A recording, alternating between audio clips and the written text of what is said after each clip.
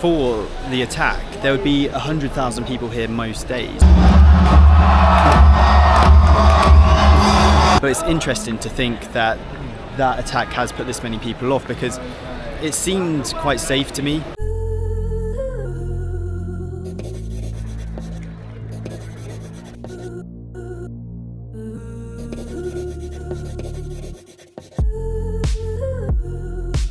The India-Pakistan border is one of the most militarised frontiers in the world. Just this year, the region came close to full-scale conflict after attack in Kashmir. Everyone told me not to come here, but we went anyway. And this is what it looks like a few months later. To get there from Amritsar, we simply jumped in a tuk-tuk and headed down the main trunk road to get to the border point. For many, this isn't just a tourist trip. Visiting here is a pilgrimage of identity, pride, and sometimes pain. Families torn apart by partition once lived on both sides of this very road. We looked at this partition in depth in our Chandigarh episode. It began in 1959 and was intended as a daily ritual on both defiance and coordination. The choreography is deliberate. Every stomp, every glare and salute is a militarised theatre. It's half football match and half military drill. The crowd chants, cheers and wave flags, but beneath the theatre is the dark reality. Two nuclear powers facing each other daily across a few inches of tarmac. Really is a total arena where the women are dancing at the minute on the Indian side.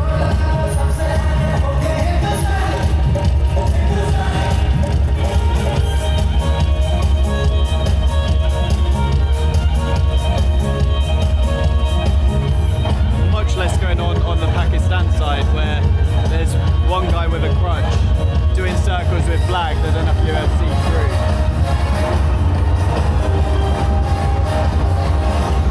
But it also looks like the Pakistan side is under construction a lot as well, so they've got far fewer viewers at the minute than the Indian side, which is packed, absolutely packed.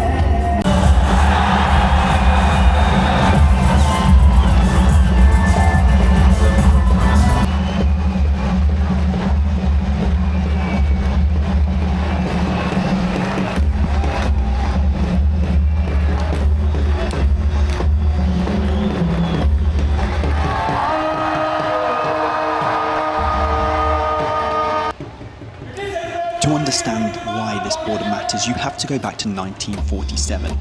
Partition carved British India into India and Pakistan overnight, creating one of the largest forced migrations in human history. Millions displaced and up to 1 million killed. Families divided, villages split down the middle. This border isn't just a line on the map, it's a scar. After around 40 to 45 minutes of stomping, jeering, big acts of military might, we finally get to the lowering of the flag. Now, the gate would usually be open for this, however, due to what has happened in recent months, India takes their own flag and Pakistan take their own flag.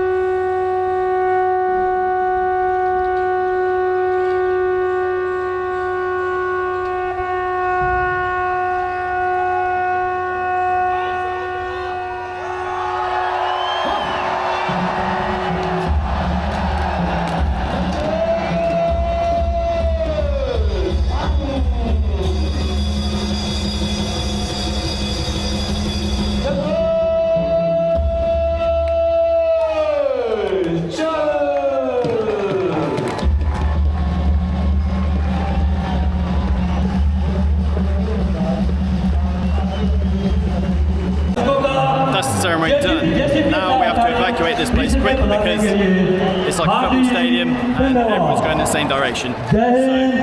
So, hope you enjoyed it. I enjoyed it. Okay, so that's it. We are officially out. It's interesting, actually. It's crazy when you think about the reflections of this is two countries that are kind of similar people, or of similar people, and there's a lot of pride and passion there.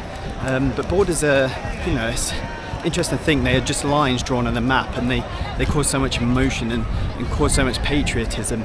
It's quite a sight to behold. If you're in Amritsar to visit the Golden Temple, then make sure you fit this in, because it's an experience that is not to be forgotten, and one that is to be reflected upon quite heavily. Reflected upon quite heavily, because as we seem to be moving more and more to a right-wing world, sometimes we forget that humans are more similar than we care to admit. And that's almost a display of that. It's protecting borders, protecting lines. Sometimes lines that have been drawn not that long ago, and this line wasn't drawn that long ago. It's relatively recent history, but there's so much pageantry there and so much passion there from the people who perform this ritual that it's quite a sight to behold, and they do it every night of the week. Now, you might have seen while I was in there, the gate was actually closed, and that is because of recent events that we are all too aware of. But even so, it's extremely interesting to see what has happened between the two countries and where it's going to lead going forwards. I mean, you couldn't quite see the Pakistan that side as well because the gate was closed. And I imagine it is extremely impressive when the gate is fully open. So our driver has just said that apparently during or before the attack there would be 100,000 people here most days, and even people would stand on the outside, whereas today we have had a really relatively simple time of it, and the stadium was still packed. The upper level wasn't fully busy, but it's interesting to think that that attack has put this many people off, because it seemed quite safe to me personally. I mean, I can only give you my experience of it, and it's the sort of thing where I didn't feel in danger at all. So I guess it's a shame. I mean, it's free entry as well, so it's not like they're losing revenue or anything, but you lose the showmanship. And I guess it's almost slightly disappointing for those who do the pageantry, because it is quite impressive. So it's a shame that's happened, but super interesting that there used to be about 100,000 people per show. Crazy.